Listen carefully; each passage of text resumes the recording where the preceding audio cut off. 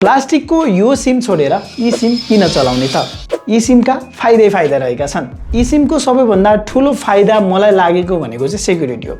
मानौँ तपाईको फोन कतै हरायो, तपाईको फोनमा यदि फिजिकल सिम छ र फोन भेट्टाउने मान्छेको गलत इन्टेन्सन छ भने उसले तपाईको फोनको सिम चाहिँ झिकेर अर्को फोनमा राखेर तपाईको सोशल मिडिया सँगसँगै ब्याङ्किङहरू सबै उसले चाहिँ आफ्नो कन्ट्रोलमा लिन सक्छ।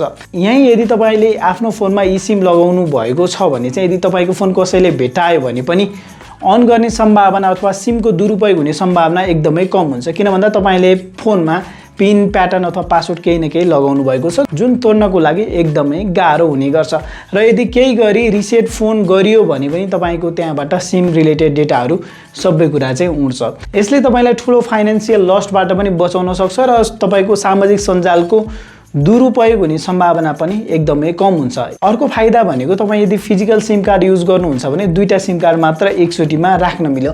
तर तपाईले ई सिममा चाहिँ मल्टिपल ई सिम प्रोफाइलहरू चाहिँ राख्न सक्नुहुनेछ र आवश्यकता पर्दाखेरि अर्को प्रोफाइलमा अथवा अर्को नेटवर्क प्रोभाइडरमा पनि स्विच गर्न सक्नुहुनेछ। नेपालमा भने अहिले दुईटा मात्र एनटिसी र एनसिएल रहेका छन्।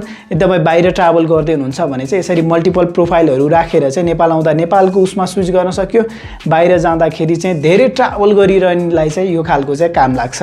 अब घाटाको कुरा गर्नुपर्दा सजिलै स्विच गर्न चाहिँ सकिँदैन। हेर्नुहोस्, ई सिमबाट फिजिकल सिम चाहियो केही गरी भने पनि तपाईले चाहिँ भनौँ न अब अफिसमै धाउनु पर्ने हुन्छ, एनटिसी एनसिएलको त्यहीँ गएर चाहिँ सम्पर्क गर्नुपर्ने हुन्छ। मैले ई सिमको बारेमा यति धेरै बयान त गरेँ। तपाईँको फोनले ई सिम सपोर्ट गर्छ कि गर्दैन चेक गर्नको लागि *#06# डायल गर्न सक्नुहुनेछ। यसरी डायल गर्दा आइएमईआई सँगै एमईआईडी पनि देखायो भने चाहिँ तपाईँको फोनले ई सिम सपोर्ट गर्छ। तपाईँले चाहिँ एनटिसी सँगसँगै एनसिएलको चाहिँ ई सिम युज गर्न सक्नुहुनेछ। कसरी अर्को भिडियोमा कुरा गरौँला। कृपया फलो गर्न नभुल्नुहोला।